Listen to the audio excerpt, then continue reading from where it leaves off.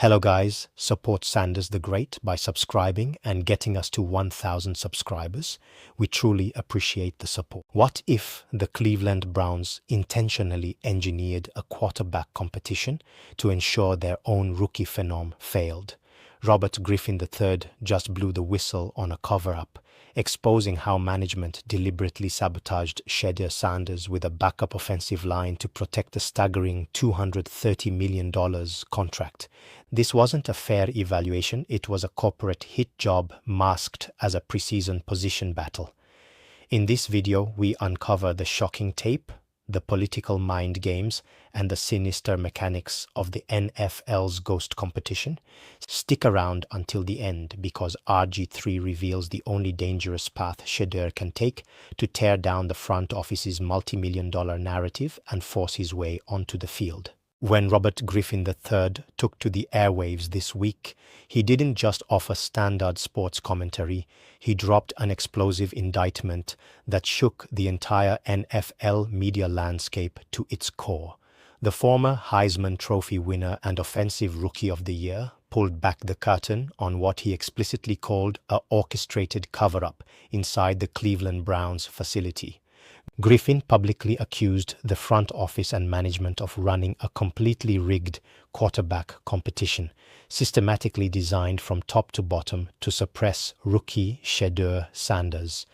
RG3, who knows firsthand the brutal realities and backroom politics of navigating life as an elite rookie quarterback, laid out a chilling claim. Cleveland never had any intention of giving Shedeur a legitimate, fair shot at taking the QB1 spot. According to Griffin, the entire training camp duel was a manufactured public relations illusion engineered to manipulate fan perception while silently ensuring the young signal caller was crippled before he could even throw his first regular season pass. The smoking gun in RG3's argument centers on the team's highly controversial preseason scheduling and personnel deployment. The front office proudly made headlines by naming Shedeur Sanders the starter for the pivotal Week 2 exhibition game, framing it to the public as a massive opportunity for the rookie to showcase his talents against an opposing first-team defense. But behind that pristine press release lay a calculated setup. When Shedeur stepped onto the field under the stadium lights, he wasn't surrounded by the starting unit.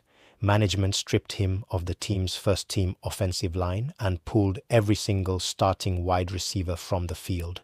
Instead of protecting their prized, highly accurate rookie with veteran anchors who could absorb a pass rush, Cleveland trotted out a shell of an offense composed almost entirely of third-string offensive tackles, practice squad guards, and wideouts fighting just to stay on the cut-down roster. Griffin dissected the tape to show how this roster manipulation created an impossible environment for any quarterback, let alone a rookie trying to build professional rhythm. By surrounding Shedeur with backup linemen, the Browns subjected him to immediate unblocked pressure against live elite defensive fronts. Pass protections broke down in under 2 seconds, forcing Sanders to throw on the run, step into crowded pockets, or absorb punishing hits before his receivers could even finish their route stems. Meanwhile, the wide receivers running those routes lacked the timing, separation speed, and football IQ required to win single coverage matchups, leaving Shedeur with non-existent throwing windows. RG3 emphasized that putting a rookie under center without his primary weapons isn't a true test of leadership or skill. It is an artificial handicap designed to make the quarterback look overwhelmed, skittish, and unready for the speed of the NFL. This wasn't an accidental coaching oversight. RG3 alleges it was a deliberate structural trap.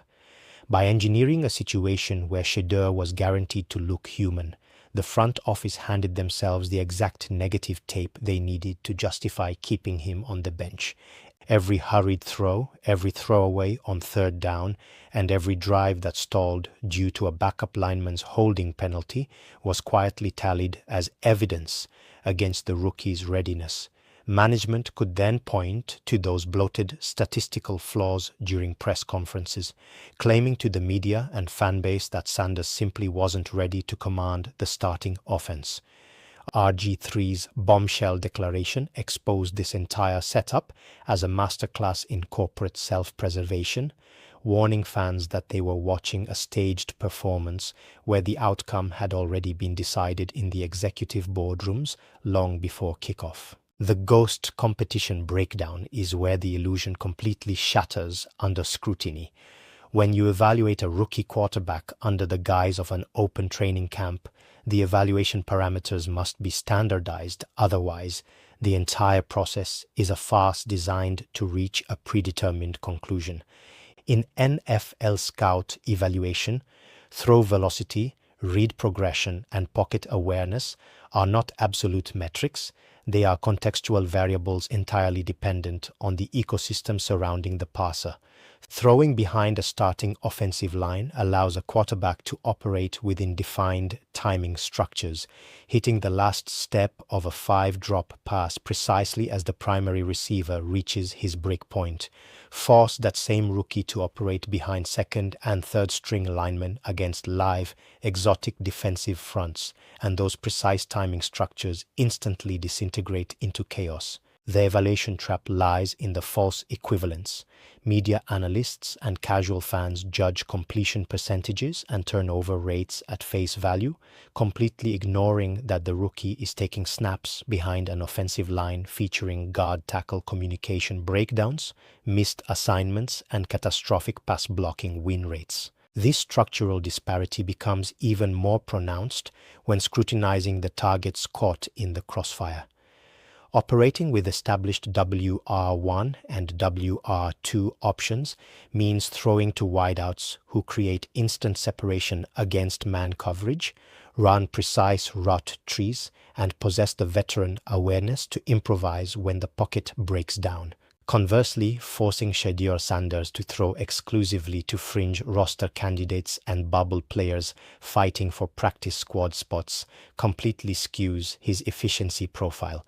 A rookie quarterback might deliver a perfect anticipation throw into a tight window only for a wideout on the cut-down edge to run the wrong route stem or drop a critical third down pass. When these reps are logged in official practice reports, the missed connection is tallied against the passer, silently inflating his failure metrics. Meanwhile, veteran signal callers operating behind the first-team line benefit from veteran wideouts, making acrobatic catches and converting low-probability throws into highlights, masking their own lingering mechanical defects or declining arm strength. Further complicating this manufactured dynamic is head coach Todd Monken's shifting practice rotation and deliberate public avoidance of declaring a front runner. By maintaining a floating rotation in unit reps, giving one player first-team snaps on Tuesday, then suddenly relegating him to non-contact third-team drills on Wednesday, the coaching staff systematically denies any single quarterback the repetition volume required to build organic chemistry with the primary offense. Quarterback play at the professional level relies heavily on nonverbal communication, micro-adjustments at the line of scrimmage, and an intuitive understanding of a wide receiver's stride length. Monken's refusal to establish a consistent depth chart hierarchy prevents Shedeur from settling into a natural cadence with the starting unit. When questioned by the press about the erratic distribution of reps, Monken offers vague, rehearsed non-answers about giving everyone an equal opportunity and letting the competition play out organically. But behind closed doors, this constant shuffle functions as an operational smokescreen. It keeps the rookie in a state of perpetual instability, ensuring that every time he steps under center, he is working with unfamiliar personnel, varied pass protection schemes, and inconsistent play calling scripts, a textbook blueprint for an artificial evaluation. Behind the tactical sabotages and practice field manipulations lies the true engine driving this entire ordeal, the $230 million financial anchor tied directly around the organization's neck. Robert Griffin III didn't mince words when pointing out the glaring conflict of interest defining this quarterback battle.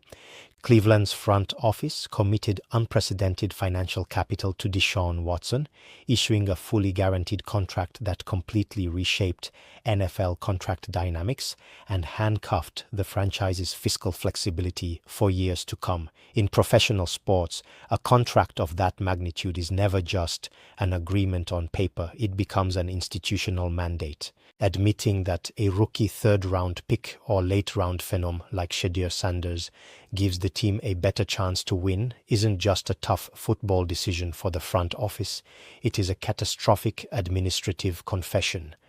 Benching Watson means publicly acknowledging that the centerpiece investment of the franchise's modern era was a historic failure, effectively signing the pink slips for the general manager and executives who orchestrated the deal. This dynamic showcases classic sunk cost fallacy in the high-stakes environment of the NFL. Front offices operating under severe financial and public pressure rarely cut their losses gracefully. Instead, they double down on failing investments, sacrificing short-term competitive upside to preserve organizational egos and financial narratives. When millions of dollars in guaranteed money are on the line, the playing field is inherently unlevel.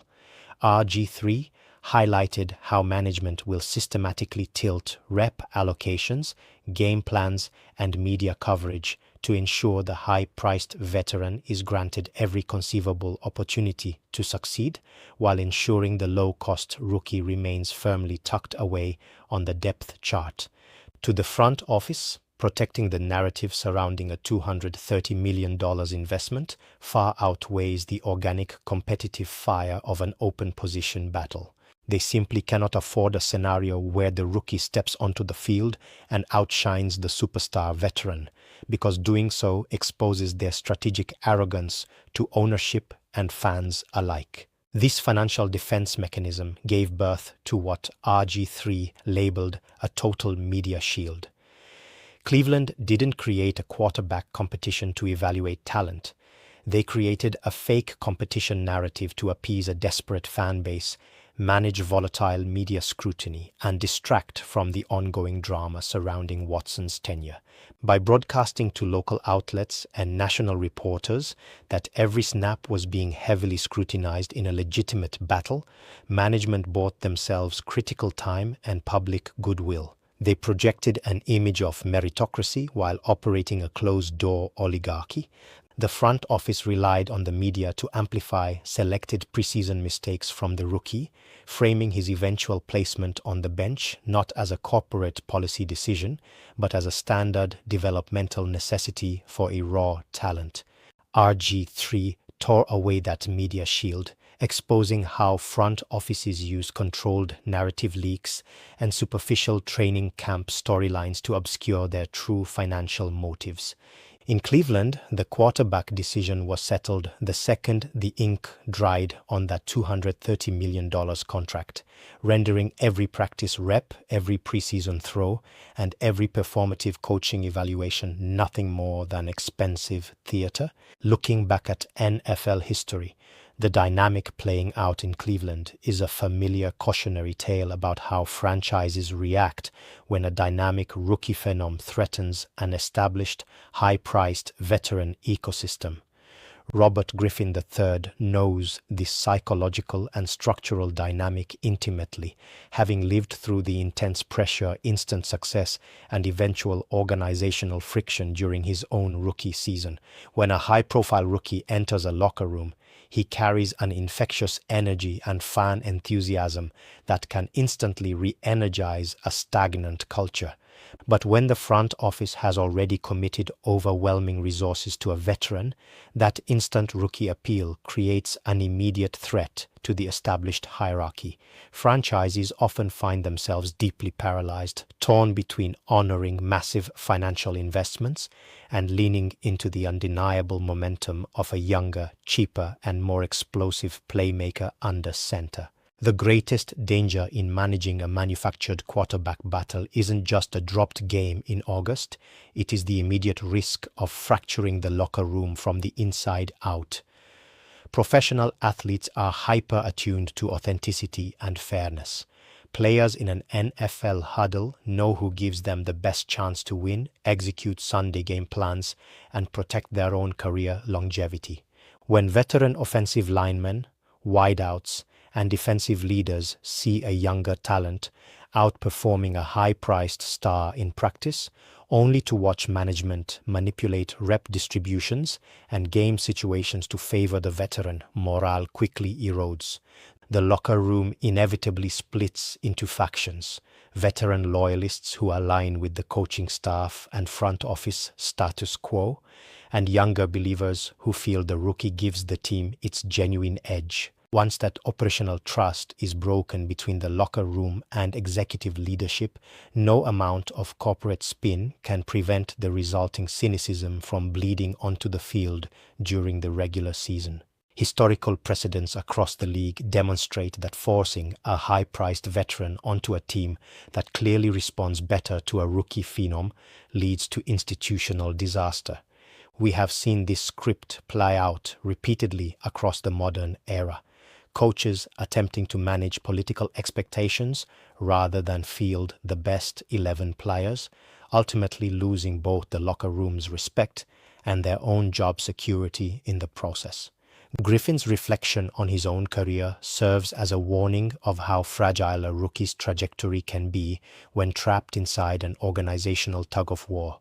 High-ceiling rookies require intentional development, protection, and organizational alignment to succeed long-term. When an NFL franchise treats a potential franchise quarterback as a bargaining chip or a secondary option designed to shield an executive mistake, they risk destroying the player's confidence, ruining team cohesion, and setting the entire organization back by years. Despite every structural handicap, political trap, and organizational landmine stacked against him, Shedeur Sanders is not entirely without leverage in this high-stakes game of corporate football. To overcome a rigged evaluation process and break through the front office agenda, Shedeur must execute with such flawless, indisputable precision that he renders the narrative completely indefensible. When forced onto the field without first-team offensive line protection or primary wide receivers, his room for error is absolute zero. He must operate with hyper-elite processing speed, getting the ball out of his hands in under 2.2 seconds to neutralize raw pass rush speed before his backup line collapses. Every check down must be precise, every third down conversion surgical, and every off-script play an unquestionable showcase of natural instincts. He cannot rely on pristine pocket conditions. He must turn chaos into production, executing broken play completions and making tight window throws that leave even his harshest critics in the front office breathless. To force management's hand, Shedeur's productivity must transcend subjective evaluation and enter the realm of overwhelming mathematical statistical evidence. When a rookie quarterback consistently produces touchdown drives behind a second-string unit, while the high-priced starter stalls with the first-team offense, the visual contrast becomes impossible for television cameras and national analysts to ignore. It is no longer about practice notes or controlled scrimmage reports. It becomes an undeniable reality played out on live television. Shedeur has to make every single exhibition drive look like a masterclass in modern quarterbacking, driving the offense down the field with hurry-up cadences, flawless ball placement, and zero turnover-worthy plays. By creating a stark, unassailable statistical disparity between his performance and the veterans, Shedeur strips management of their go-to narrative excuses regarding developmental delays and system comprehension. The ultimate key to Shedeur's survival and eventual victory lies in capturing the unquestioned loyalty of the locker room and the explosive passion of the fan base. NFL locker rooms operate on a strict, unspoken code: Players want to play for the guy who puts food on their table by winning football games.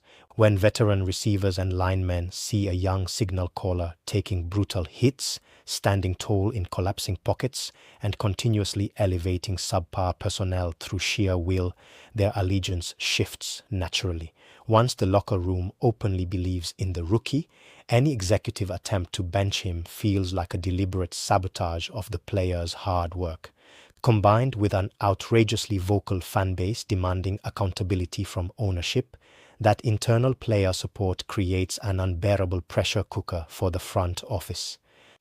In the final verdict, pure talent, unflinching poise, and flawless on-field execution remain the only forces powerful enough to override a $230 million financial commitment and tear down a front office agenda.